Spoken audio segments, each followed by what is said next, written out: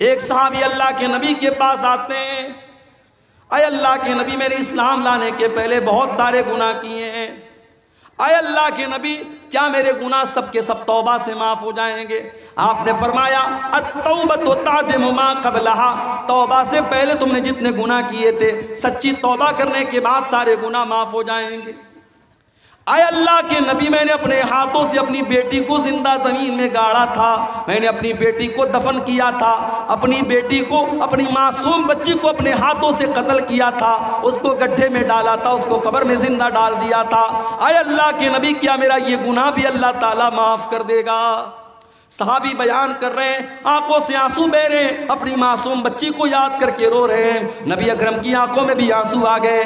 आपने फरमाया ऐ मेरे सहाबी, अल इस्लामु यहदिमु मा क़ब्लहु व तौबतु तादिमु मा क़ब्लहा, इस्लाम लाने के पहले तुमने जो गुनाह किए थे इस्लाम लाने के बाद वो सारे के सारे माफ़ हो जाएंगे, और तौबा करने से पहले तुमने जो गुनाह किए थे तौबा करने के बाद सब माफ़ हो जाएंगे।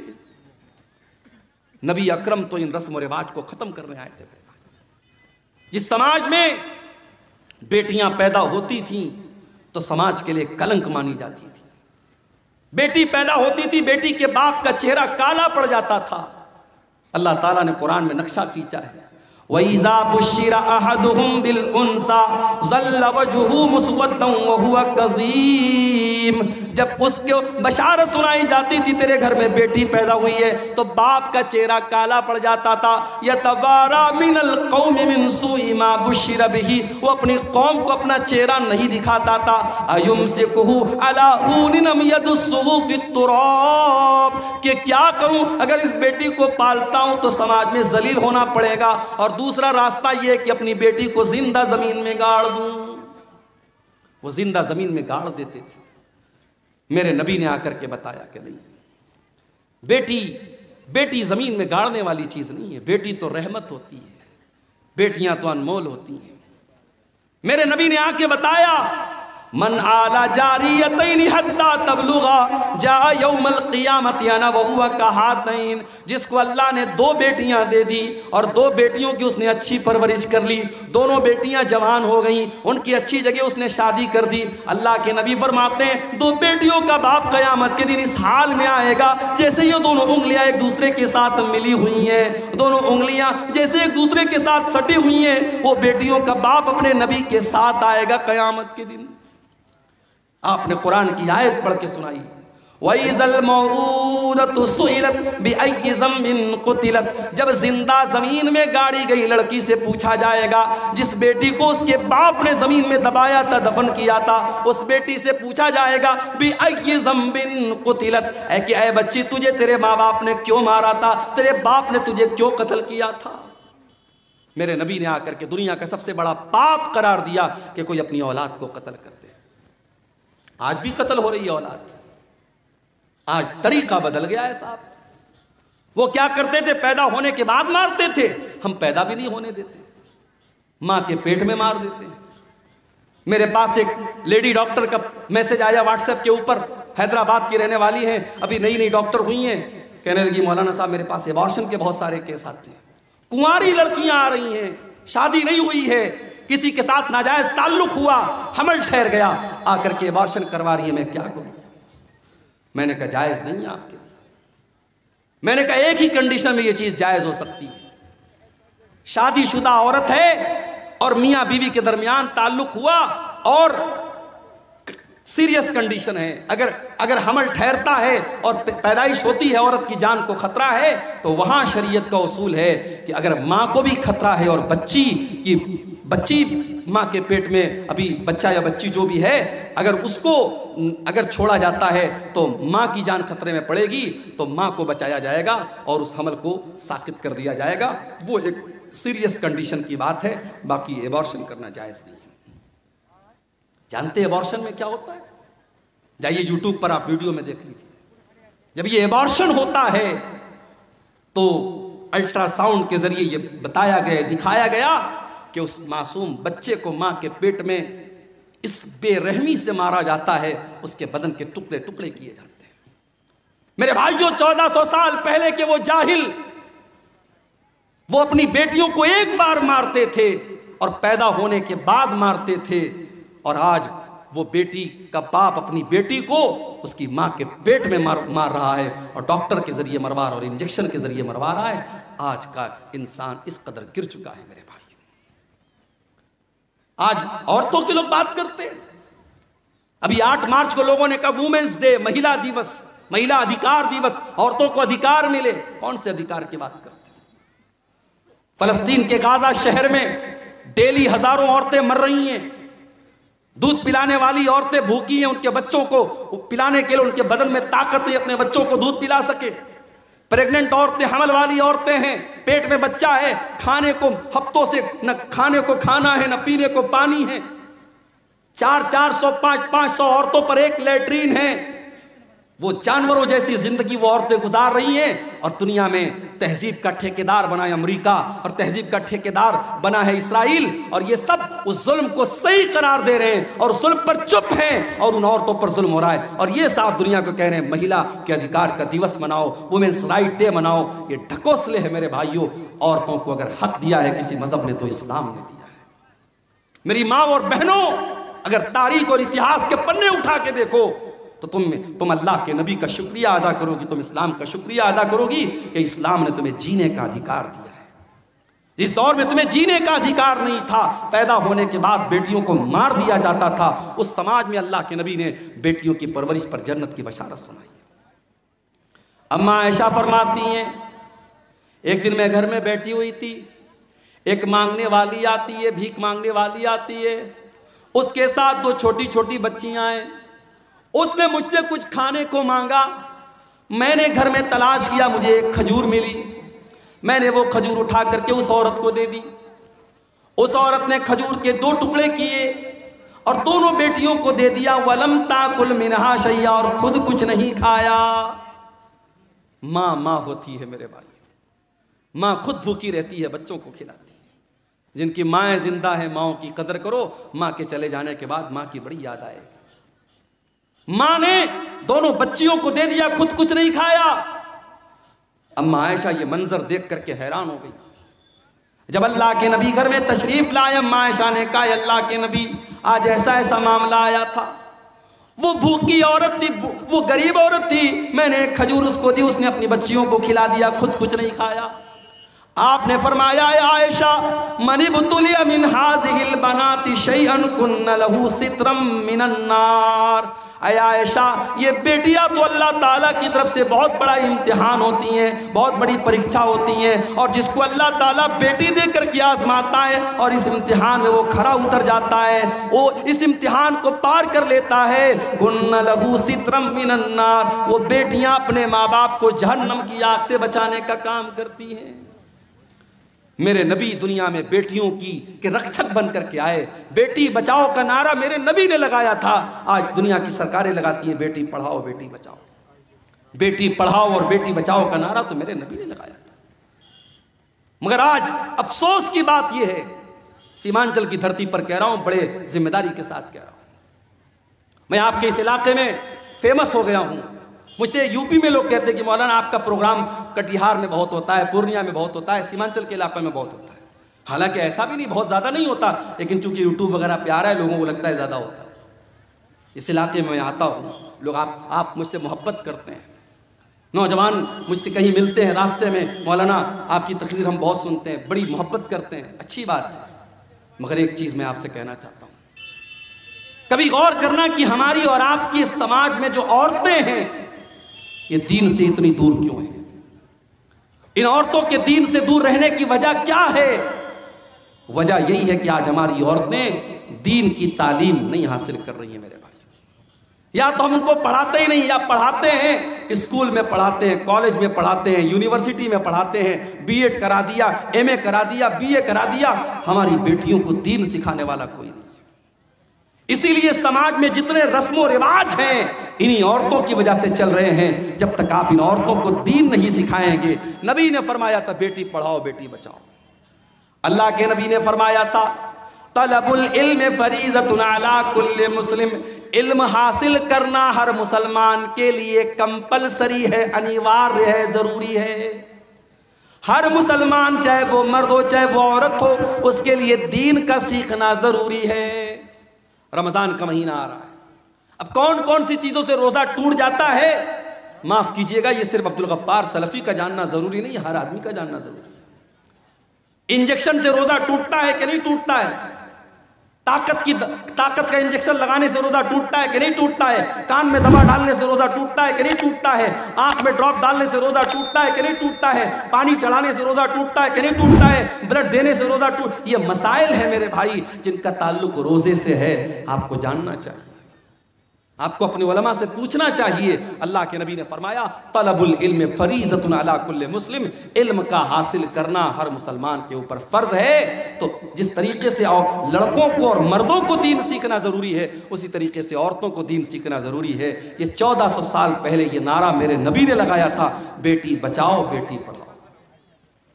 और आगे बढ़िए, जिस नबी का हम कलमा पढ़ते हैं, जिस नबी को हम मानते हैं, कभी गौर किया आपने उस नबी की शान क्या है? अभी एक बहुत बड़े हिंदुस्तान के मौलाना का बयान में सुन रहा था, जमीयत उलमाए हिंद के वो सेक्रेटरी हैं, सदर हैं, बड़े बुजुर्ग आलिम हैं, बड़ी इज्जत करता हूं मैं उनकी, मौलाना अरशद मदनी साहब, बूढ़े हैं, बुजुर्ग हैं, हिंदुस्तान में मुसलमानों के नुमाइंदा आलिम माने जाते हैं। उनका एक बयान में सुन रहा था, अपने तलबा को नसीहत कर रहे थे कि उलमाए देवबंद ने जो कह दिया है उसको पत्थर की लकीर समझ के उसको पकड़ लो, कहीं और मत जाना। क्या ये तासुब नहीं है मेरे भाई? क्या ये तासुब नहीं है कि आपने अपने उलमाए देवबंद को और अपने उलमा को मासूम का दर्जा दे दिया कि जो उन्होंने कह दिया वो पत्थर की लकीर है? अहले हदीस अगर खिलाफ है तो इसी के खिलाफ है मेरे भाई। अहले हदीस का यही दावा है कि अगर दुनिया में कोई ऐसी हस्ती है जो मासूम है तो वो हस्ती है जनाब मोहम्मद रसूलुल्लाह सल्लल्लाहु अलैहि वसल्लम।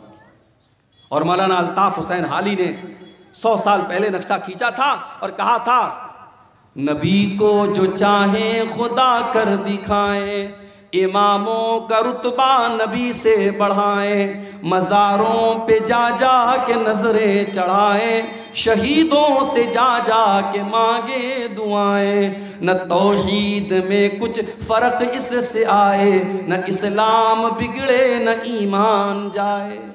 बिल्कुल सही कहा था मौलाना अल्ताफ हुसैन। हमारी कौम आज नबी का मकाम, नबी से बढ़ के इमामों का मकाम बता रही है। अपने उलमाए देवबंद को कहा जा रहा है उनकी हर बात पत्थर की लकीर है। अरे उलमा की बात छोड़ दो, इमामों की बात छोड़ दो, अरे मेरे नबी की शान तो ये है कि मेरे नबी के रहते हुए अगर कोई दूसरा नबी आ जाए तो उसकी भी नहीं चलेगी।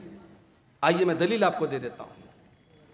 सूरह आल इमरान में अल्लाह ने फरमाया, वइज़ा ख़ज़ल्लाहु मीसाक़न नबिय्यीन, याद करो जब अल्लाह ताला ने सारे नबियों से वादा लिया, लमा आतैतुकुम मिन किताबिन व हिकमा, ऐ मेरे नबियों मैं तुमको अपनी किताब दे रहा हूँ, मैं तुमको रसूल बना रहा हूँ। सुम्मा जाअकुम रसूलुम मुसद्दिक़ुन लिमा माअकुम, अगर तुम्हारी ज़िंदगी में मेरा आखिरी नबी आ जाएगा, मेरा आखिरी रसूल आ जाएगा, लतुमिनुन्न बिही व लतंसुरुन्नहु, तो तुम मेरे आखिरी नबी पर ईमान लाओगे, तुम मेरे आखिरी नबी की मदद करोगे। क़ाल अक़ररतुम व अख़ज़्तुम अला ज़ालिकुम इसरी, अल्लाह ने सारे नबियों से वादा लिया, सारे नबियों से एग्रीमेंट लिया कि क्या तुम इस बात का इकरार करते हो कि नहीं करते हो? कालू अकररना, सारे नबियों ने कहा कि हाँ अल्लाह में इकरार करते हैं। काला फशहदू व अना माकुम मिनश शाहिदीन, अल्लाह ने फरमाया ऐ मेरे नबियों तुम गवाह रहना और मैं भी इस बात के ऊपर गवाह हूँ। यह है मेरे नबी का मकाम। मेरे नबी के आ जाने के बाद अब दुनिया में किसी और नबी की रिसालत नहीं चलेगी, किसी और नबी की नबूवत नहीं चलेगी। कयामत के पहले हजरत ईसा अलैहिस्सलाम भी दुनिया में आएंगे तो वो अपनी शरीयत लेकर के नहीं आएंगे, अपना लॉ लेकर के नहीं आएंगे, अपना कानून लेकर के नहीं आएंगे। वो भी अगर पैरवी करेंगे तो जनाब मोहम्मद रसूलुल्लाह सल्लल्लाहु अलैहि वसल्लम के कानून की पैरवी करेंगे। मेरे भाइयों, हजरत उमर फारूक एक मरतबा तौरात का एक नुस्खा लाते हैं और उसको पढ़ने लगते हैं। तौरात का नुस्खा लाए, पढ़ने लगे। अल्लाह के नबी वहीं पर बैठे हुए और अल्लाह के रसूल का चेहरा गुस्से से लाल है। हजरत उमर की नजरें तो किताब की तरफ है, तौरात की तरफ है, वो नजर उठा करके अल्लाह के रसूल का चेहरा नहीं देख रहे। अबू बकर सिद्दीक रज़ी अल्लाह ताला अन्हु ने कहा कि ऐ उमर जरा अल्लाह के नबी का चेहरा देख ले, कितने गुस्से में अल्लाह के नबी। हजरत उमर ने देखा अल्लाह के रसूल का गुस्से वाला चेहरा, फौरन तौरात का वो नुस्खा जमीन पर दे मारा और कहा औज़ु बिल्लाहि मिन गज़बिल्लाहि, मैं अल्लाह की पनाह चाहता हूँ अल्लाह के गज़ब से। रज़ीतु बिल्लाहि रब्बा व बि मुहम्मदिन रसूला व बिल इस्लाम दीना, मैं अल्लाह को अपना रब मानता हूँ, मैं मोहम्मद सल्लल्लाहु अलैहि वसल्लम को अपना रसूल मानता हूँ और मैं इस्लाम को अपना दीन मानता हूँ। उसके बाद अल्लाह के नबी ने फरमाया वल्लज़ी नफ्सु मुहम्मदिन बियदिही, उस अल्लाह की कसम जिसके हाथ में मोहम्मद की जान है। ऐ उमर कान खोल करके सुन लो, लौ बदालकुम मूसा, अगर आज मूसा अलैहिस्सलाम भी दुनिया में आ जाएं और तुम मुझे छोड़ करके मूसा अलैहिस्सलाम की पैरवी करने लगो, उनके पीछे पीछे चलने लगोगे, लज़ललतुम अन सवाइस सबील, तो तुम सीधे रास्ते से भटक जाओगे। और अगर आज मूसा अलैहिस्सलाम भी जिंदा हो जाएं, अगर आज मूसा अलैहिस्सलाम भी जिंदा हो जाएं तो उनको भी मेरी इत्तिबा करनी पड़ेगी, मेरी पैरवी करनी पड़ेगी। ये है अज़मत हमारे नबी की, ये मकाम है मेरे भाइयों हमारे नबी का। हमारे नबी तो वो है मेरे भाइयों जो रस्म और रिवाज को ख़त्म करने के लिए दुनिया में आए थे, आखिरी नबी बन के आए थे। हमारे नबी की मिसाल कैसी है?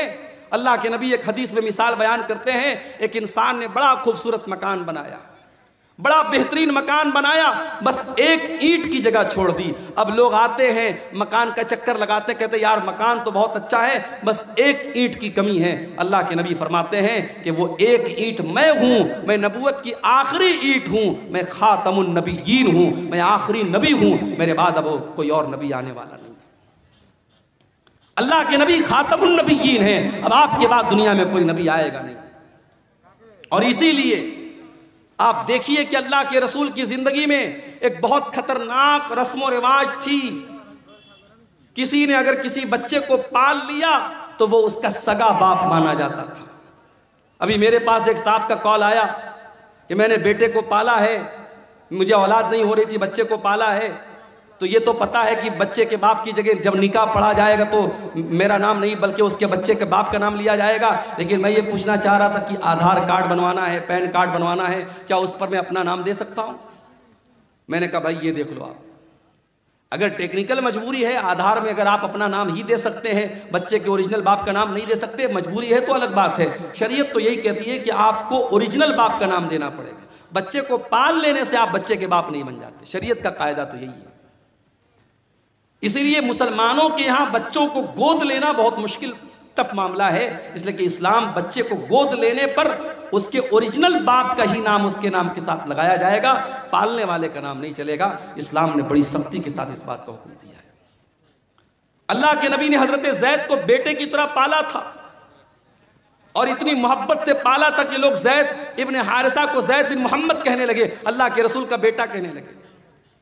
और हजरत ज़ैद की शादी जब हजरत ज़ैनब के साथ हुई और मियाँ बीवी में जब अच्छी तरीके से निभा नहीं हो पाया और हजरत ज़ैद ने अपनी बीवी को तलाक दे दिया, अल्लाह ने हुक्म दे दिया, ऐ मोहम्मद सल्लल्लाहु अलैहि वसल्लम, आप हजरत ज़ैनब की इद्दत पूरी हो जाने के बाद उनसे निकाह कर ले। गौर करो मेरे भाइयों, उस जमाने के रिवाज के हिसाब से हजरत ज़ैनब अल्लाह के नबी की बहू लगती थी, हजरत ज़ैद की बीवी थी, आपकी बहू लगती थी उस जमाने के रिवाज के हिसाब से। और अल्लाह ताला की तरफ से ये हुक्म दिया गया कि आप ज़ैनब से निकाह कर लीजिए। अल्लाह के नबी घबराने लगे, लोग मुझे ताना मारेंगे, लोग मुझे बुरा भला कहेंगे, मैं क्या जवाब दूंगा? अल्लाह ने फरमाया या अय्युहन नबी ला तुतिल काफिरीन वल मुनाफिकीन, ऐ नबी आप काफिरों की पैरवी न करें, मुनाफिकों की पैरवी न करें। ऐ नबी अल्लाह ने जो हुक्म दिया आप उस हुक्म को मान ले। वह तख्शन्नास वल्लाहु अहक्कु अन तख्शा, ऐ नबी आपको लोगों से डरने की जरूरत नहीं है, आपको अल्लाह से डरना है, अल्लाह से डरिए आप। नबी ने शादी कर ली हजरत ज़ैनब बिन्त जहाश से। अल्लाह के नबी ने जब उनकी तलाक हो गई, इद्दत पूरी हो गई, अल्लाह के नबी ने शादी कर ली। अब जैसे ही शादी हो गई, अब अल्लाह के नबी के ऊपर मुनाफिकीन की तरफ से एतराज़ होने लगा, यहूदियों की तरफ से एतराज़ होने लगा, साहब इन्होंने तो अपनी बहू से निकाह कर लिया। अब ज़रा गौर करना मेरे भाइयों, जब ये एतराज़ होने लगा कि अल्लाह के नबी ने अपनी बहू से निकाह कर लिया है, अल्लाह ताला ने कुरान में अपने नबी का डिफेंस किया और कुरान में अल्लाह ने आयत नाजिल की, मा काना मुहम्मदुन अबा अहदिम मिर रिजालिकुम ओ लोगो, मोहम्मद सल्लल्लाहु अलैहि वसल्लम तुम में से किसी मर्द के बाप नहीं है। उनकी औलाद तो जितने उनके बेटे पैदा हुए सब बचपन में इंतकाल कर गए। जब उनका कोई बेटा जवान ही नहीं हुआ तो जब वो किसी मर्द के बाप नहीं है तो फिर उनकी बहू कहाँ से आ गई? जब वो किसी मर्द के बाप नहीं है, उनके सारे बच्चे बचपन में इंतकाल कर गए, तो तुम ये क्यों कहते हो उन्होंने अपनी बहू से निकाह कर लिया? उनका दूसरा एतराज ये था कि चलो ठीक है, इन्होंने निकाह कर लिया ज़ैनब से, और ज़ैनब इनकी 5वीं बीवी थी, और सारे मुसलमानों को ऑर्डर था कि 4 से ज़्यादा शादी नहीं कर सकते, और अल्लाह के नबी की ये 5वीं बीवी थी। इस पर भी लोगों ने एतराज़ किया कि सबके लिए अलग कानून, इनके लिए अलग कानून क्यों है? अल्लाह ने उसका भी जवाब दिया, वलाकिर रसूल अल्लाह, ये अल्लाह के रसूल हैं, ये तुमसे पूछ करके निकाह नहीं करेंगे। इनको अल्लाह ने इजाज़त दी है, इसलिए इन्होंने ज़ैनब से निकाह किया है। आम मुसलमानों के लिए अलग हुक्म है और नबी के लिए अल्लाह की तरफ से अलग हुक्म है, तुम्हें एतराज़ करने का कोई हक हासिल नहीं है। तीसरा एतराज़ ये किया गया कि अगर अपनी बहू से निकाह कर भी लिया ज़माने के रस्म व रिवाज को तोड़ने के लिए, तो ये काम कोई और भी कर सकता था, इन्होंने क्यों किया? ये रस्म तो किसी और के ज़रिए भी तोड़ी जा सकती थी, ये रस्म अल्लाह के रसूल के ज़रिए क्यों तोड़ी गई? अल्लाह ने फरमाया व खातमन नबीयीन, मेरा नबी आखिरी नबी बन करके आया। जब मेरा नबी रस्म व रिवाज को नहीं तोड़ेगा तो कौन तोड़ेगा? मेरे नबी तो रस्म व रिवाज को तोड़ने ही के लिए दुनिया में आए थे। ये अलग बात है, वो नबी रस्म व रिवाज को तोड़ने के लिए आए थे। उस नबी के उम्मती आज रस्म व रिवाज को तोड़ने वाले नहीं बल्कि बढ़ाने वाले बन गए। बढ़ा रहे हैं हम रस्म व रिवाज को। शादी के पहले अभी आपने देखा एक बहुत बड़ी शादी हो रही है गुजरात के जामनगर शहर में। मुंबई और गुजरात के बहुत बड़े उद्योगपति घराने में शादी हो रही है, और शादी में 9 अरब रुपये खर्च हो चुके हैं। अभी ये शादी के पहले के फंक्शन में 9 अरब रुपये खर्च हो चुके हैं। और ऐसा नहीं कि ये सिर्फ उनके दूसरे मजहब के लोगों में हो रहा है, मुसलमानों का भी बहुत बुरा हाल है। कलकत्ता के मटिया बुर्ज में मैं गया था, वहाँ लोगों ने मुझे बताया कि एक बहुत करोड़पति अरबपति मुसलमान ने अपनी लड़की की शादी की तो कई किलो उसने सोना अपनी बेटी को जहेज में दिया था। किलो, ग्राम नहीं, किलो में उसने अपनी बेटी को जेवरात से लाद दिया था अपनी बेटी को। कई शादी हो रही है तो जितने बाराती आ रहे हैं सब बारातियों को सूट दिया जा रहा है, सारे बारातियों को सोने की अंगूठी दी जा रही है। ये मुसलमानों क्या भी ये हाल हो रहा है मेरे भाई? आपके सीमांचल के इलाके में क्या जहेज की रस्म नहीं है? क्या हल्दी की रस्म नहीं है? क्या औरतें सिंदूर नहीं लगा रही हैं? क्या बिंदी नहीं लगा रही हैं? बंगाल में आप चले जाएं तो कहीं फर्क करना मुश्किल हो जाता है कि ये लड़की, ये औरत मुसलमान है या गैर मुस्लिम है। जो नबी रस्म व रिवाज को तोड़ने के लिए आए थे, जो नबी हमें रस्म व रिवाज की बेड़ियों से आज़ाद करने के लिए आए थे, आज अफसोस की बात यह है उस नबी का कलमा पढ़ने के बावजूद और उस नबी से मोहब्बत का दावा करने के बावजूद आज हम रस्म व रिवाज की बेड़ियों में जकड़े हुए हैं और न जाने कौन कौन सी रस्म व रिवाज में हम पड़े हुए हैं। एक शादी में मैं गया बनारस में, हमारे ख़ानदान में रिश्तेदारी में शादी थी, मैं गया तो शादी के पहले लड़की वाले बहुत सारा सामान तैयार करते हैं, लड़के वाले दुल्हन के लिए, बहू के लिए। तो उसमें देखा कि साहब दुल्हन के लिए एक सुहाग की पुड़िया तैयार हो रही है। वो कुछ सामान थे, कुछ जड़ी बूटियां वगैरह थी। मैंने पूछा ये क्या है? कहने लगे सुहाग की पुड़िया है। मैंने कहा इसमें क्या क्या है? पता लगा उसमें वो है जो बाल में लगाते हैं, सिंदूर है, बिदिया है। मैंने कहा ये क्या है? कहने लगे सुहाग की पुड़िया है। माफ करना मेरे भाइयों, इस्लाम में कोई सुहाग की पुड़िया नहीं होती। इस्लाम में एक शादीशुदा औरत के लिए सुहाग की कोई निशानी नहीं है।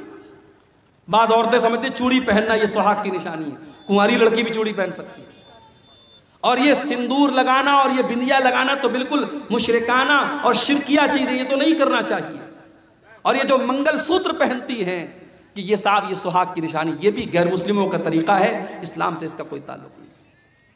इस्लाम में सुहाग की कोई निशानी नहीं है। सुहाग की बस एक निशानी है, शौहर के दिल में बीवी की मोहब्बत, बीवी के दिल में शौहर की मोहब्बत। या साहब शादी में सुहाग की पुड़िया दी जा रही है। शादी के पहले एक रस्म होती है हल्दी की रस्म। कहीं कि आपने देखा होगा हल्दी की रस्म में बाकायदा जितनी लड़कियां हैं सब पीले रंग का कपड़ा पहने हुए। सावन का महीना आता है, सावन के महीने में पीले रंग का कपड़ा और पीले रंग की चूड़ियां मुसलमान औरतें पहनती हैं। धनतेरस का त्यौहार आता है, बिहार में मैंने पटना में देखा कि मुसलमान औरतें मार्केट से सामान खरीद रही हैं। मैंने पूछा ये क्या हो रहा है? कहने लगे मुसलमान भी धनतेरस के दिन ये मान्यता है, लोगों का ये मानना है कि धनतेरस के दिन कुछ ना कुछ ज़रूर खरीदना चाहिए, चाहे झाड़ू ही खरीदा जाए तो गैर मुस्लिमों के साथ मुसलमान भी धनतेरस के दिन कुछ ना कुछ ज़रूर खरीदते हैं। क्या है मेरे भाई ये फजूल की रस्में, ये जाहिलाना रस्में, और आज भारत में दूसरे लोगों के साथ रह करके उनके कल्चर से हमने एडॉप्ट कर ली, हासिल कर ली, और हमारे कल्चर में भी वो चीज़ें शामिल हो गई। हमारे नबी तो रस्म और रिवाज को तोड़ने के लिए आए थे। हमारे नबी की शान तो ये है, हमारे नबी का मकाम तो ये है कि जब आप मेराज के सफ़र पे गए तो बैतुल मुक़द्दस में सारे नबियों की मौजूदगी में अगर इमामत किसी ने कराई है, सारे नबियों का इमाम अगर कोई बना है तो जनाब मोहम्मद रसूलुल्लाह सल्लल्लाहु अलैहि वसल्लम बने।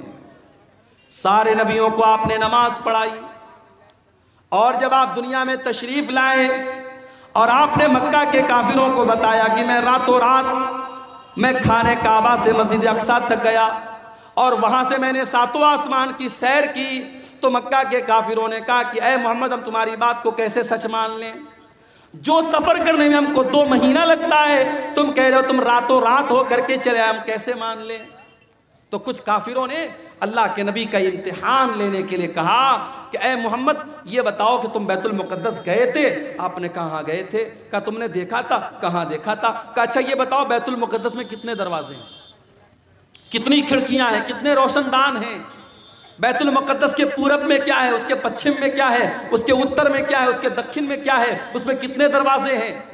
अब जाहिर है आपके गांव में मैं पहली मर्तबा आया हूं और आप मुझे अपनी मस्जिद में नमाज पढ़ने के बाद जलसे में लेके चले आएँ और फिर उसके बाद मैं 1 साल के बाद आपसे मिलूं या 1 महीने के बाद आपसे मिलूं और आप क्या मौलाना साहब आप सोहरा डांगी आए थे, हमारी मस्जिद में आप आए थे, बताइए मस्जिद में खंबे कितने थे, मस्जिद में पंखे कितने थे? मैं कैसे बता पाऊँगा भाई? मैं मस्जिद में पंखे गिनने थोड़ी गया था, मैं खंबा गिनने थोड़ी गया था, मैं नमाज पढ़ने गया था, चला आया। मक्का के काफिरों ने अल्लाह के नबी से ऐसे सवालात करने शुरू कर दिए। अल्लाह के नबी फरमाते मैं बहुत परेशान हो गया कि मैं इनके सवालों का क्या जवाब दूं। अगर जवाब नहीं देता हूं तो ये मुझे झूठा बना देंगे कि साहब ये तो झूठ बोल रहे हैं, और जवाब मैं दूं तो कैसे दूं, मुझको तो याद भी नहीं है। तो अल्लाह तबारक व तआला ने दुनिया का पहला वीडियो अल्लाह के नबी के सामने ला के रख दिया।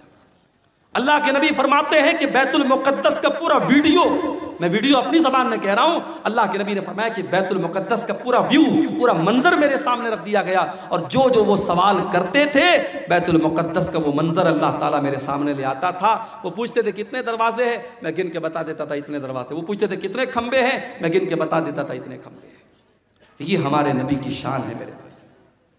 हमारे नबी तो वो नबी हैं जो दुनिया में पत्थर खाते हैं, जो दुनिया में जुल्म सहते हैं, किसके लिए? हमारे और आपके लिए। वो नबी मानवता को बचाने के लिए, इंसानियत को बचाने के लिए आए थे। वो नबी इंसानियत के मोहसिन थे मेरे प्यारे साथियों। हमारी और आपकी जिंदगी का मकसद है अपने बच्चों के लिए मेहनत करना, अच्छा मकान बनाना, बैंक में सेविंग करना, प्रॉपर्टी खरीदना, अपने बच्चों को अच्छा फ्यूचर देना। मेरे नबी का मिशन क्या था? मेरे नबी का मिशन सिर्फ एक था, फलअल्लका बाक़िउन नफ्सका अला आसारिहिम इल्लम युमिनू बिहाज़ल हदीस असफ़ा। ऐ नबी आपको लोगों के ईमान लाने की इतनी चिंता, इतनी फिक्र है कहीं आप अपनी जान न दे दें। ऐ नबी लोगों के ईमान लाने की चिंता में कहीं अपनी जान न दे दे, आपको इतनी फिक्र है लोगों के ईमान लाने की। आपने ताइफ में पत्थर भी खाए, आपने मक्का से ताइफ का 100 किलोमीटर का सफ़र पैदल तय किया है। आप ताइफ गए, ताइफ के लोगों ने आपका कलमा नहीं पढ़ा बल्कि आपके दुश्मन बन गए। आपके ऊपर ईमान लाना तो बड़ी दूर की बात है, उन्होंने आपका मजाक उड़ाया।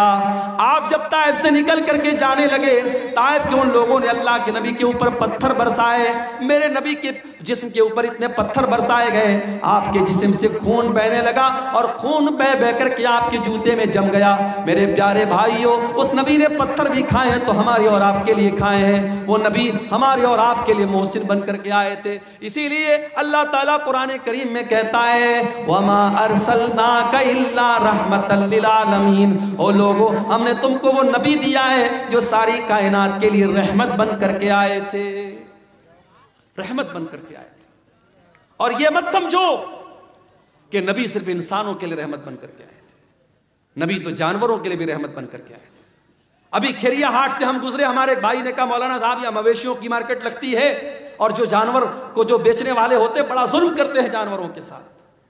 वल्लाह जब हम ये सुनते हैं तो तकलीफ होती है। हमारे नबी ने जानवरों के साथ भी जुल्म करने की तालीम नहीं दी। अरे जिस नबी के उम्मती जानवर के साथ जुल्म नहीं कर सकते, उस नबी के उम्मती आतंकवादी और दहशतगर्द कैसे हो सकते? मेरे नबी ने तो बकरे को ज़बह करने के टाइम भी हुक्म दिया है कि बकरे को ज़बह करने के टाइम छुरी तेज कर लो, बकरे के सामने छुरी मत तेज करो ताकि उसको डबल डबल तकलीफ ना हो।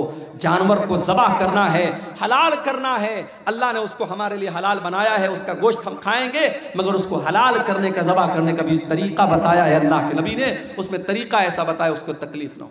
और आज मेडिकल साइंस भी ये कहती है कि जो झटके से जानवर को मारते हैं, कभी आप YouTube पर देखिए, जो झटके से जो मारा जाता है और गर्दन के ऊपर ऐसे जो है वो जो चापड़ होता है और उससे मारते हैं, तो वो जो तरीका जानवर को मारने का होता है और जो इस्लाम का तरीका है गले पर छुरी चलाने का, दोनों में बहुत फ़र्क है। और इस्लामी तरीके में जानवर की जान फौरन निकल जाती है, उसको तकलीफ नहीं होती। जानवरों के साथ भी अल्लाह के नबी ने रहम का बर्ताव करने का हुक्म दिया। सफ़र में आप जा रहे, अचानक एक जगह से चींटियों के पास से आप गुजरे, सहाबे किराम को चींटी काटने लगी, सहाबे किराम ने आग लगाई और चींटियों को जला दिया। अल्लाह के नबी को पता चला, आपने सहाबा को डांटा और आपने कहा कान खोल करके सुन लो, आग का अजाब आग का रब ही दे सकता है, आग का अजाब कोई और नहीं दे सकता। चींटी को भी जलाने का आपको अधिकार नहीं है, चींटी को जला नहीं सकते आप। उसी सफर में अल्लाह के नबी जा रहे थे, एक सहाबी ने एक लाल चिड़िया के बच्चों को ले लिया और लाल चिड़िया जब अपने घोंसले में आई, बच्चों को नहीं देखा, फड़फड़ाने लगी। अल्लाह के नबी की नज़र चिड़िया के ऊपर पड़ी। आपने कहा इसके बच्चे को किसने छीना है? एक सहाबी ने कहा अल्लाह के नबी मैंने छीना है। आपने फरमाया जाओ उसके बच्चों को लौटा दो। एक चिड़िया को उसके बच्चे से जुदा करने की तालीम मोहम्मद रसूलुल्लाह ने नहीं दी है। जो एक चिड़िया को उसके बच्चों से दूर करने की तालीम नहीं दे सकते हैं, वो किसी माँ से उसके बच्चे को दूर करने की तालीम कैसे दे सकते हैं? मेरे भाई, अल्लाह के नबी फरमाते हैं एक औरत ने बिल्ली को पकड़ा और बिल्ली को बांध दिया, कैद कर दिया, न खाने को देती थी न पीने को देती थी, यहाँ तक कि बिल्ली मर गई। अल्लाह के नबी फरमाते वो बुढ़िया जहन्नम में जाएगी। एक बिल्ली को बेवजह मारने की वजह से वो जहन्नम में जाएगी। दूसरी हदीस में अल्लाह के नबी फरमाते हैं एक फाहिशा औरत ने, एक बदचलन औरत ने, जब वो कुएं से पानी निकाल रही थी, एक कुत्ता प्यास से मर रहा था, उसने अपने चमड़े के मोजे में पानी निकाला और कुत्ते को पिला दिया। उसके इस अमल की वजह से अल्लाह ताला ने उस फाहिशा औरत को बख्श दिया, उसको माफ कर दिया। ये मेरे नबी की रहमत है। जानवरों के साथ भी अच्छा सलूक करने की आपने तालीम दी है। और जानवर ही नहीं, मेरे नबी तो बेजान चीज़ों के लिए भी रहमत बन करके आए। वो हदीस आपने सुनी होगी, अल्लाह के नबी खजूर के तने पर खड़े होकर खुतबा देते थे। एक औरत की नज़र पड़ी, उसने देखा अल्लाह के नबी खजूर के तने पर खड़े होकर खुतबा देते हैं। उसने कहा अरे अल्लाह के नबी हमें अच्छा नहीं लगता है, आप खजूर के तने पर खड़े होकर के खुतबा दे, हमें अच्छा नहीं लगता है। उस औरत का बेटा बढ़ई का काम करता था, उसने कहा अल्लाह के नबी मैं अपने बेटे से कह करके एक बेहतरीन मिंबर आपके लिए बनवा दूंगी। पता ये चला कि आपके उलमा और आपके रहनुमा अगर तकलीफ में और मुसीबत में हैं तो आप ये मत कह के पल्ला झाड़ दीजिए कि साहब हमसे क्या मतलब है। अगर आपके उलमा को ज़रूरत है आपकी तो आप उनकी मदद कीजिए। सहाबे किराम अपने नबी को अगर देखते थे कि यहाँ मेरे नबी को किसी चीज़ की ज़रूरत है तो सहाबे किराम अपने नबी की मदद करते थे। यहाँ हालात क्या है? लॉकडाउन लगा, मस्जिदों में पढ़ाने वाले इमाम और मदरसे में प्राइवेट पढ़ाने वाले टीचर 5,000 10,000 जिनकी तनख्वाहें थी, लॉकडाउन में उनकी तनख्वाहें बंद हो गई। मस्जिद की कमेटी ने कह दिया मौलवी साहब हमारे पास पैसा नहीं है, मदरसे वालों ने कह दिया हमारे पास बजट नहीं है। कितने मदरसे में पढ़ाने वाले मौलवियों को मैं जानता हूँ, उन्होंने कर्जे ले लेकर के लॉकडाउन का टाइम गुजारा। कितने मस्जिदों के इमाम को मैं जानता हूँ, उन्होंने लोगों के सामने हाथ फैला करके अपना काम चलाया मेरे भाई। और आज जब लॉकडाउन खत्म हो गया और जिंदगी नॉर्मल हो गई, उन्हीं मौलवियों ने और उन्हीं इमामों ने ये तय कर लिया कि आज के बाद हम मदरसे में नहीं पढ़ाएंगे, हम की कोई छोटी मोटी दुकान कर लेंगे, कोई छोटा मोटा बिजनेस कर लेंगे, कोई कारोबार कर लेंगे, मगर हम ये गुलामी की जिंदगी नहीं गुजारेंगे, ये गुलामी की जिंदगी नहीं बसर करेंगे। मेरे भाइयों, अपने इमामों का, अपने उलमा का ख्याल रखो। नबी के दौर में अल्लाह के नबी लकड़ी के तने पर खड़े होकर खुतबा दे रहे हैं, औरत देखती है, कहती है अल्लाह के नबी हमसे देखा नहीं जाता है, मेरा बेटा बढ़ई का काम करता है, मैं मिंबर ला करके तैयार करके आपको दे दूंगी। अगला जुमा आया, खुतबे जुमा के लिए अल्लाह के नबी मस्जिद में आए, देखा मिंबर आके रखा हुआ है और खजूर का तना कोने में पड़ा हुआ है। अल्लाह के प्यारे नबी मिंबर के ऊपर चढ़े, खुतबा देने लगे। हदीस के अल्फाज है, बुखारी की रिवायत है, फसाहतिन नखला, खजूर के तने से रोने की आवाज आने लगी, खजूर के तने से रोने की आवाज आने लगी। अल्लाह के नबी मिंबर से उतरे और उस खजूर के तने को अपने सीने से लगाया। जब आपने सीने से लगाया तो रोने की आवाज आनी बंद हो गई और सिसकने की आवाज आने लगी। अल्लाह के नबी ने फरमाया अगर मैं इसको सीने से न लगाता तो कयामत तक ये रोता रहता। और उसके बाद आपने फरमाया इन्नहा कानत तबकी अला मा कानत तस्मउ मिन ज़िक्र, चूंकि इस मिंबर पर खड़े होकर के मैं अल्लाह का जिक्र करता था, मैं कुरान बयान करता था, मैं हदीस बयान करता था, इसलिए ये लकड़ी का तना रो रहा है। मेरे प्यारे साथियों, मेरे नबी उस लकड़ी के तने के लिए रहमत बन करके आए थे। हम और आप इतने बड़े बदनसीब हैं कि आज उस नबी, जो नबी जिस नबी से लकड़ी का तना भी मोहब्बत करता था, हम इतने बड़े बदनसीब हैं कि उस नबी से का नाम तो हम लेते हैं, उस नबी से मोहब्बत का दम तो भरते हैं, मगर उस नबी की सुन्नतों से हम पीछे हैं, उस नबी के तरीके से हम पीछे हैं। न हमारी शादी ब्याह उस नबी के तरीके के मुताबिक है, न हमारा लेन देन उस नबी के तरीके के मुताबिक है, न हमारा अखलाक उस नबी के तरीके के मुताबिक है। हमारा नौजवान तो नौजवान 60 साल के बूढ़े जब सैलून में जाते हैं और सैलून में जाकर के अपनी दाढ़ी को मुड़ाते हैं और क्लीन शेव होते हैं, उन्हें शर्म आनी चाहिए, उन्हें गैरत आनी चाहिए और उन्हें सोचना चाहिए कि उनके नबी ने कहा था कि दाढ़ी को छोड़ दो, उनके नबी ने मना किया था कि दाढ़ी को मत छेड़ो, दाढ़ी को मत काटो, दाढ़ी को मत मूड़ो। जिस नबी ने दाढ़ी को छोड़ने का हुक्म दिया था, आज उस नबी के उम्मती सैलून में जाकर के दाढ़ी साफ करवा रहे हैं। जिस नबी ने सारी जिंदगी पाक दामनी की जिंदगी गुजारी थी, जो नबी इतने हयादार थे कि अल्लाह के नबी के बारे में सहाबा कहते हैं कि कुंवारी लड़की से भी ज्यादा आप शर्मीले थे, आज उस नबी के मानने वाले और उस नबी का कलमा पढ़ने वाले बेशर्म होते चले जा रहे हैं, बेगैरत होते चले जा रहे हैं। इस कौम की लड़कियों को देख लो, इस कौम के लड़कों को देख लो, आज बेहया होते चले जा रहे हैं। मेरे प्यारे साथियों, उस लकड़ी के तने को भी अपने नबी से मोहब्बत थी। अगर हमें मोहब्बत होती तो हम भी उस नबी के तरीके पर चलते। और आगे बढ़िए, वो नबी हमसे बहुत मोहब्बत करते थे, वो नबी हमें बहुत चाहते थे। अल्लाह ने कुरान में फरमाया लक़द जाअकुम रसूलुम मिन अनफुसिकुम अज़ीज़ुन अलैहि मा अनित्तुम हरीसुन अलैकुम बिल मुमिनीना रऊफ़ुर रहीम। ऐ मुसलमानों, हमने तुमको वो रसूल दिया है जो जान से ज़्यादा तुमसे मोहब्बत करते हैं, जो तुम्हें फ़ायदा पहुँचाने की पूरी कोशिश करते हैं, जो तुम्हें तकलीफ़ से बचाना चाहते हैं। अल्लाह के नबी की सीरत में आप ये वाक़यात देखें, मिसवाक से आप कितनी मोहब्बत करते थे। इंतकाल के पहले भी आपने हजरत आयशा के भाई अब्दुर्रहमान के हाथ में मिसवाक देखी, हजरत आयशा को इशारा किया, हजरत आयशा ने अपने भाई से मिसवाक को लिया, अपने दांतों से नरम किया। अल्लाह के नबी ने अपने आखिरी टाइम भी मिसवाक किया है। मिसवाक से इतनी मोहब्बत करते थे अल्लाह के नबी, उसके बावजूद आपने अपनी उम्मत की आसानी के लिए क्या फरमाया, लौला अन अशुक्का ला उम्मती लअमरतुहुम बिस्सिवाक इंदा कुल्ली सलाह। अगर मैं अपनी उम्मत के लिए परेशानी न समझता, अगर मैं अपनी उम्मत के लिए मुसीबत न समझता तो मैं मिसवाक को कंपलसरी कर देता, जरूरी कर देता। लेकिन अगर मैं मिसवाक को जरूरी कर देता, मेरी उम्मत परेशानी में पड़ जाती, इसलिए मिसवाक को आपने जरूरी करार नहीं दिया। तरावीह की नमाज को देखो मेरे भाइयों, पहले दिन अल्लाह के नबी ने तरावीह पढ़ाई तो थोड़े से साहबा आए, दूसरे दिन आपने तरावीह पढ़ाई तो आधी मस्जिद भर गई, तीसरे दिन आपने तरावीह की नमाज पढ़ाई तो पूरी मस्जिद भर गई, चौथी रात आप नहीं आए। जब फजर की नमाज में आप आए, आपने फरमाया मैं जानबूझ करके नहीं आया।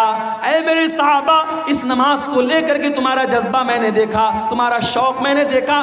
खशीतु अन तुफ़रज़ अलैकुम, मैं डर गया कि कहीं तरावीह की नमाज तुम्हारे लिए फ़र्ज न हो जाए। उस नबी ने चौथे दिन तरावीह की नमाज नहीं पढ़ाई ताकि तरावीह की नमाज फ़र्ज न हो जाए। मेरे भाइयों, वो नबी हमसे इतनी मोहब्बत करते थे, हमारी आसानी चाहते थे वो नबी। मेराज के सफ़र में आप गए, 50 टाइम की नमाज आपको मिली, आप वापस आए, मूसा अलैहिस्सलाम से मुलाकात हुई, मूसा अलैहिस्सलाम ने कहा कि ए मोहम्मद सल्लल्लाहु अलैहि वसल्लम, कितना आपको क्या हुक्म मिला अल्लाह ताला की तरफ से? कहा कि 50 टाइम की नमाज मिली। कहा कि आपकी उम्मत नहीं पढ़ पाएगी। मैंने बनी इसराइल को आजमाया है, मैंने तजर्बा किया है, बनी इसराइल को मैंने बहुत आजमाया है, आपकी उम्मत 50 टाइम की नमाज नहीं पढ़ पाएगी। आप जाइए अपने रब से कम करवाइए। अगर अल्लाह के रसूल को खुद पढ़ना होता 50 पढ़ने में आपको कोई दिक्कत नहीं थी, अपनी उम्मत की आसानी के लिए आप गए और 50 में 10 कम करवा के 40 लेके आए। हजरत मूसा ने कहा 40 भी नहीं पढ़ पाएगी, वापस जाइए। आप फिर गए, 40 में से 10 और कम करवा के लाए, 30 हो गई, 30 से 20 हो गई, 20 से 10 हो गई, 10 से 5 हो गई। 5 टाइम की नमाज भी जब अल्लाह के नबी लेकर के आए, हजरत मूसा ने कहा ऐ मोहम्मद सल्लल्लाहु अलैहि वसल्लम, आपकी उम्मत 5 टाइम की नमाज भी नहीं पढ़ पाएगी। और वाकई में 5 टाइम की नमाज भी आज हम नहीं पढ़ पा रहे। बड़े कारोबारी हैं हम, बड़े बिजनेसमैन हैं, दुकान पर बैठे हुए हैं, हय्या अलस सलाह की आवाज आ रही है, मगर हमें नमाज पढ़ने की फुर्सत नहीं है। रात को 2-2 बजे तक हमारे नौजवान मोबाइल पे लगे हुए हैं, और फजर के टाइम 5 साढ़े 5 बजे जब फजर की अजान हो रही है और मुअज्जिन कह रहा है अस्सलातु खैरुम मिनन नौम, नमाज नींद से बेहतर है। 2 बजे तक 3 बजे तक रात में जागने वाला मुसलमान फजर की नमाज में सोया हुआ है। मेरे प्यारे भाइयों, मूसा अलैहिस्सलाम को कितना बेहतरीन तजर्बा था अपनी कौम का। उन्होंने कहा आपकी उम्मत 5 टाइम की नमाज भी नहीं पढ़ पाए। माफ करना मेरे भाइयों, आपका बिजनेस और आपका कारोबार नमाज से बड़ा नहीं है। आप कारोबार भी कीजिए, आप बिजनेस भी कीजिए, लेकिन नमाज अपने टाइम पर पढ़िए। अल्लाह कुरान में कहता है रिजालुल ला तुल्हीहिम तिजारतुन वला बैउन अन ज़िक्रिल्लाहि व इक़ामिस सलाह। मेरे नेक बंदे वो हैं, मेरे मोमिन बंदे वो हैं, उनका कारोबार, उनका बिजनेस, उनकी तिजारत उनको नमाज से गाफिल नहीं करता है। वो कारोबार भी करते हैं, वो बिजनेस भी करते हैं, और नमाज का टाइम होता है तो नमाज पढ़ते हैं। यखाफून यौमन ततक़ल्लबु फ़ीहिल क़ुलूब वल अबसार, वो क़यामत के दिन से डरते हैं, वो अल्लाह के अज़ाब से डरते हैं, वो पाबंदी से नमाज पढ़ते हैं। नमाज के सिलसिले में आप कोई ढिलाई मत कीजिए मेरे भाई। सऊदी अरब का एक वाक़या एक आलिम ने लिखा वहाँ के कि एक मरतबा मैं फ़्लाइट में सफ़र कर रहा था और मेरे साथ एक फ़ौज का रिटायर कर्नल था जो पहले फ़ौज में काम करता था, मेरे साथ वो बैठा था। कहते मैंने फ्लाइट में सफर किया, फ्लाइट से हम लोग उतरे, एयरपोर्ट पर काफी देर तक हम बैठे थे, दूसरी फ्लाइट का इंतजार कर रहे थे।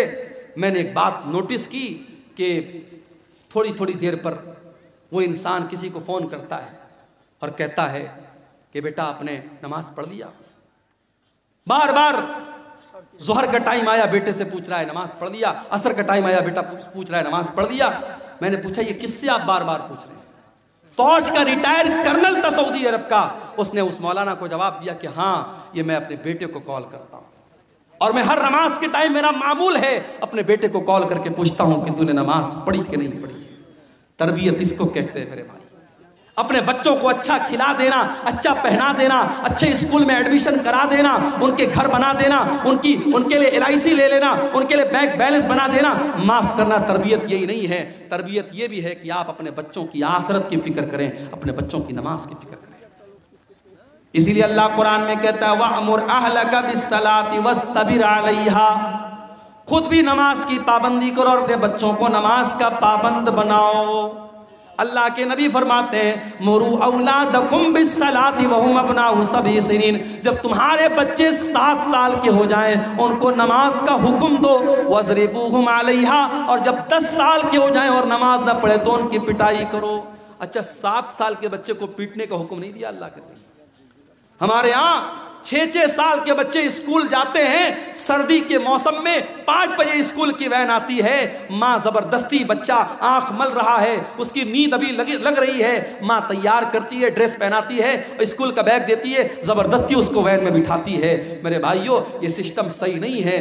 7 साल तक तो चाइना में और जापान में आप देख लें, 7 साल तक के बच्चों को तो ऐसे ही खेल खेल में पढ़ाया जाता है, बच्चों को मारा नहीं जाता, बच्चों को पीटा नहीं जाता। ये सबक दिया था जनाब मोहम्मद रसूलुल्लाह सल्लल्लाहु अलैहि वसल्लम ने। 7 साल का बच्चा है, प्यार से समझाओ, मोहब्बत से समझाओ। हाँ, 10 साल का हो गया, अब उसके बिस्तर अलग कर दो। 10 साल का लड़का हो गया, 10 साल की लड़की हो गई, एक बिस्तर पे मत सुलाओ। 2 लड़के हैं, एक बिस्तर पे मत सुलाओ, बिस्तर अलग कर दो, चादर अलग कर दो, कंबल अलग कर दो। हमें बड़ी हैरत हो रही साहब, 10 साल का लड़का हो गया तो क्या हो गया, हम बिस्तर क्यों अलग कर दें? इस्लाम वहाँ से शुरू होता है जहाँ से आपके सोचने की सरहदें खत्म हो जाती हैं। इस्लाम वहाँ से शुरू होता है मेरे भाई। 10 साल का लड़का जो होता है समझदार होने लगता है, उसके अंदर फिजिकल चेंजेस आने लगते हैं। 10 साल की लड़की अब धीरे धीरे बालिग हो रही है। इस्लाम ने कितना पाकीज़ा मजहब है, 10 साल का लड़का या लड़की हो जाए, इस्लाम कहता बिस्तर अलग कर दो, ताकि अब वो जवानी की तरफ जब बढ़ें तो उनके दिल में कोई गलत ख्याल ना आए, और एक बिस्तर पे अगर सोएंगे तो उनके दिल में गलत ख्यालात पनप सकते हैं। इस्लाम ने बिस्तर को अलग करने का हुक्म दिया, और अल्लाह के नबी ने कहा 10 साल का बच्चा हो जाए और नमाज न पढ़े तो उसकी पिटाई करो। हमें वो नबी मिले हैं मेरे भाई, वो नबी मिले हैं जो हमसे इतनी मोहब्बत करते हैं, हमें ऐसी शरीयत दे करके गए, ऐसा दीन दे करके गए, उस दीन में कदम कदम पर हमारे लिए आसानी है मेरे भाई। अभी हमने देखा दिल्ली के अंदर जो वाकया हुआ कि सड़क पर लोग नमाज पढ़ रहे हैं और पुलिस वाले ने अपने जूते से नमाजी को मारा। हमें बड़ा गुस्सा आया, बड़ा जलाल आया, मगर हम यहाँ पर एक बात ये भी कहें कि इस्लाम की तालीम नहीं है कि आप पब्लिक प्लेस में नमाज पढ़ें।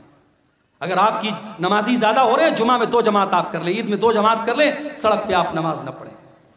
हम अपने मुसलमान भाइयों को ये समझाएंगे कि आपका सड़क पर नमाज पढ़ना सही नहीं है, लेकिन हम साथ में अपने सरकार से, हुकूमत से ये भी कहेंगे कि ये भारत में कानून एक होना चाहिए, 2 तरीके का कानून नहीं होना चाहिए। किसी मजहब के त्यौहार तो खुलेआम सड़कों पर मनाए जाएं और त्यौहार मनाने वालों पर फूलों की बारिश की जाए, और दूसरे मजहब का मुसलमान अगर हफ्ता में जुमा की एक नमाज पढ़ ले तो आपका पुलिस वाला उसे जूतों से मार रहा है। ये 2 तरीके के कानून नहीं चलेंगे मेरे भाई। और अगर मान लो हालात कभी दुनिया में ऐसे आ जाएं, सारी मस्जिदें खत्म हो जाएं और सारे जितनी अल्लाह की मस्जिदें हैं सारी मस्जिदों को लोग ढा दें, गिरा दें, तब भी माफ करना नमाज बंद होने वाली नहीं है। इसलिए कि अल्लाह के नबी फरमाते हैं 6 चीजें अल्लाह ताला ने मुझको ऐसी दी है जो किसी और नबी को नहीं दी गई। ओती तो सित्तन लम योतहुन्न आदुन कबली, 6 चीजें अल्लाह ताला ने स्पेशल मुझको दी जो किसी और नबी को नहीं दी।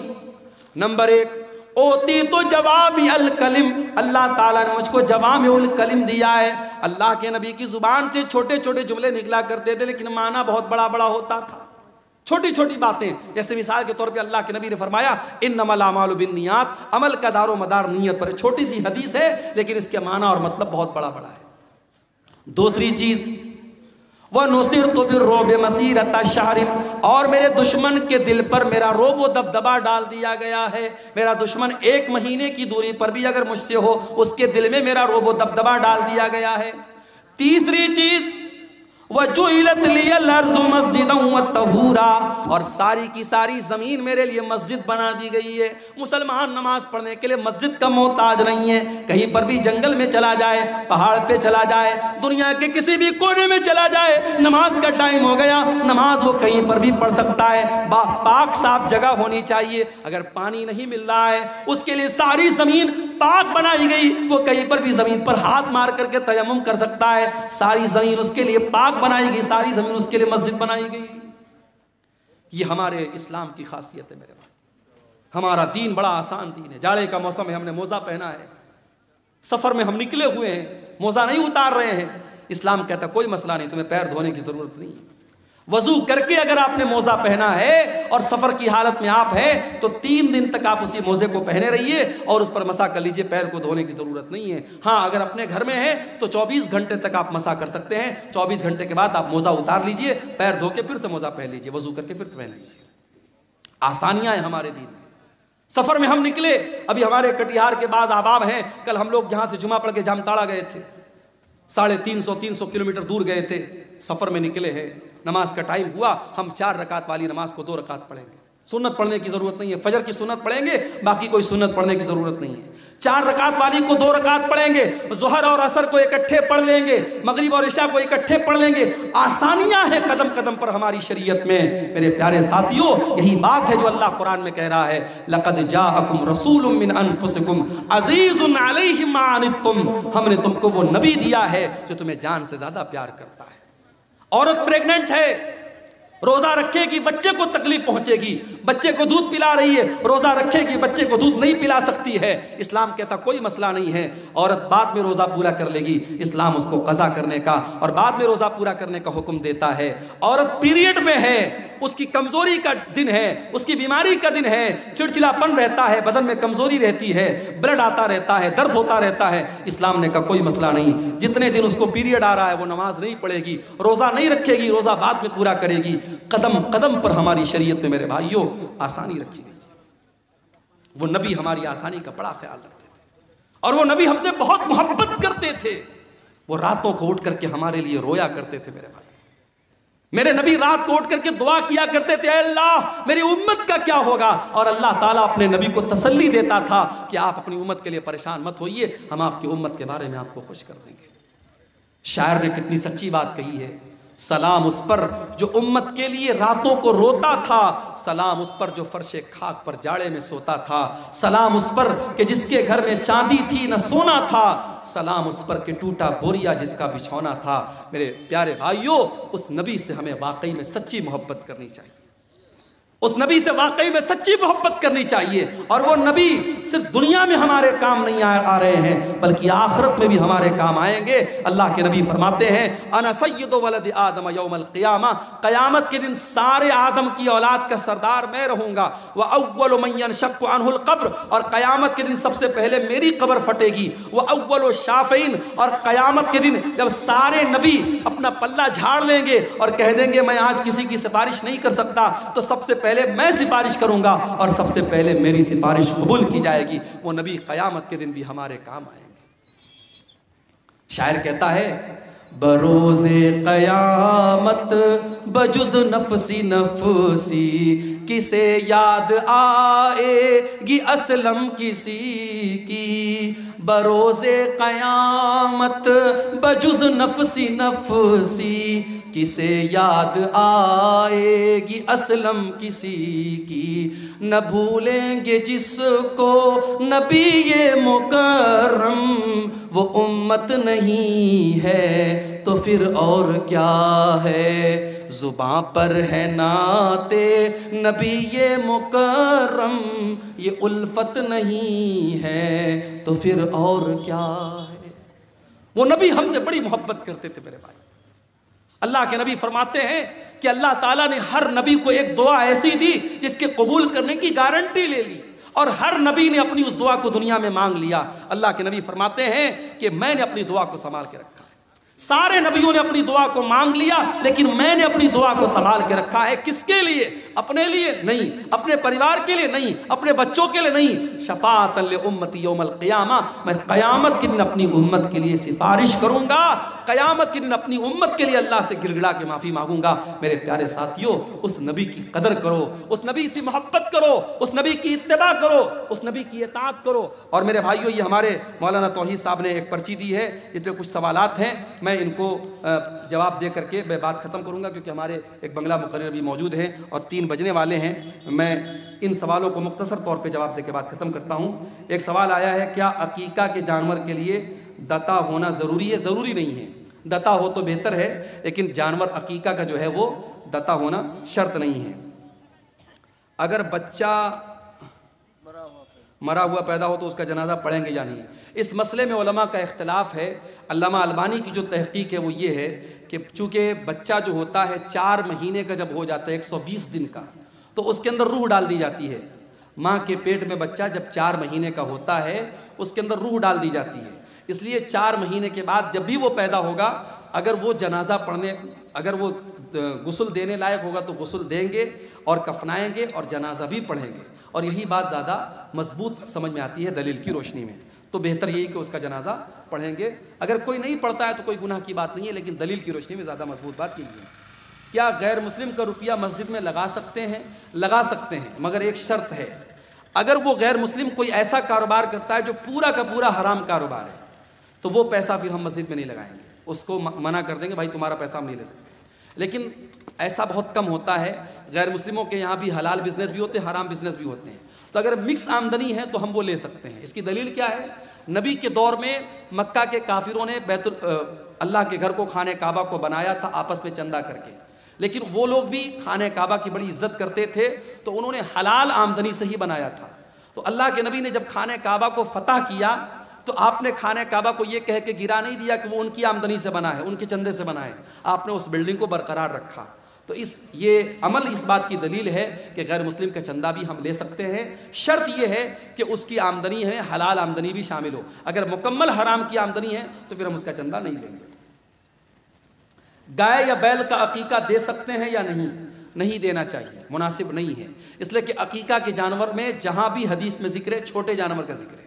बाज़ उलमा ने बड़े जानवर को जायज़ करार दिया है, मगर दलील के एतबार से उसकी कोई मजबूत दलील नहीं मिलती। जहाँ पर भी हदीसों में जिक्र है छोटे जानवर का जिक्र है। आप बकरा बकरी कर सकते हैं, भेड़ा भेड़ी कर सकते हैं, दुम्बा वगैरह कर सकते हैं, लेकिन बड़े जानवर का सबूत अकीका में नहीं मिलता है। क्या सरदार के पास फितरा जमा करके क्या करेंगे? इसको तकसीम करेंगे। देखिए, फितरा के सिलसिले में हदीस में सिर्फ इतना आता है कि हर मुसलमान पर, चाहे वो मर्द हो, चाहे वो औरत हो, चाहे वो बच्चा हो, चाहे वो जवान हो, फितरा फ़र्ज़ है। नबी के दौर में इसकी एक इज्तिमाई शक्ल होती थी। लोग अल्लाह के नबी के पास जमा करते थे और वहाँ से वो गरीबों को दिया जाता था। तो आज अगर आप वो शक्ल अपना रहे हैं, अपने सरदार के पास इकट्ठा कर रहे हैं और वहाँ से वो गरीबों को दिया जा रहा है, बहुत अच्छी बात है। हाँ, तो कोई हरज की बात नहीं, इसमें कोई दिक्कत की बात नहीं है, इज्तिमाई शक्ल में दिया जा सकता है। शर्त यह है कि उसका, देखिए, ज़कात एक अलग चीज़ होती है। फ़ितरा की रकम हम सिर्फ फ़ुक़रा और मसाकिन को दे सकते हैं। फ़ितरा की रकम मस्जिद में नहीं दे सकते। फ़ितरा की रकम से इमाम की तनख्वाह नहीं दे सकते। फ़ितरा की रकम से किसी मौलवी को नजराना नहीं दे सकते। जो गरीब और फ़कीर और मिस्कीन लोग हैं, उनकी ज़रूरतों को हम फ़ितरा से पूरा कर सकते हैं और किसी मसरफ़ में उसको नहीं लगा सकते। कोई हरज की बात नहीं, अपने से बांट सकते हैं। क्या मैयत के नाम से इफ्तार करा सकते हैं? मैयत की तरफ से जो आम सदका और खैरात किया जाता है, तो बहुत सारे अहले इल्म ने ये कहा है कि इफ्तार भी एक तरीके से लोगों को खाना खिलाना है, और वो भी एक तरीके से अगर हम किसी गरीब को खिला रहे तो सदका है। तो इस एतबार से मैयत की तरफ से भी हम इफ्तार करा सकते हैं। लेकिन बहरहाल इफ्तार चूँकि एक मखसूस इबादत है और मुस्तकिल तौर पर हमें कोई ऐसी दलील नहीं मिलती कि नबी के सहाबा ने अपने मरे हुए माँ बाप की तरफ से या रिश्तेदारों की तरफ से इफ्तार कराया हो। इसलिए इफ्तार जिंदे ही की तरफ से किया जाए। इंसान अपनी तरफ से करे तो बेहतर है। अपने मुर्दा लोगों की तरफ से अगर कुछ करना है तो गरीबों में पैसा बांट दे, गरीबों को खाना दे दे। इफ्तार कराने में जो है परहेज़ किया जाए तो ज़्यादा बेहतर है। तो ये चंद बातें थी सीरत नबी के मौजू के ताल्लुक़ से। अल्लाह से हम दुआ करते हैं रब्बुल आलमीन हम सबको अपने नबी से सच्ची मोहब्बत करने की तौफ़ीक़ अता फ़रमाए। जो बातें हमने सुनी हैं अल्लाह ताला उन पर अमल करने की तौफ़ीक़ अता फ़रमाए। आमीन व आखिर दावाना अनिल हम्दुलिल्लाहि रब्बिल आलमीन। वस्सलामु अलैकुम व रहमतुल्लाहि।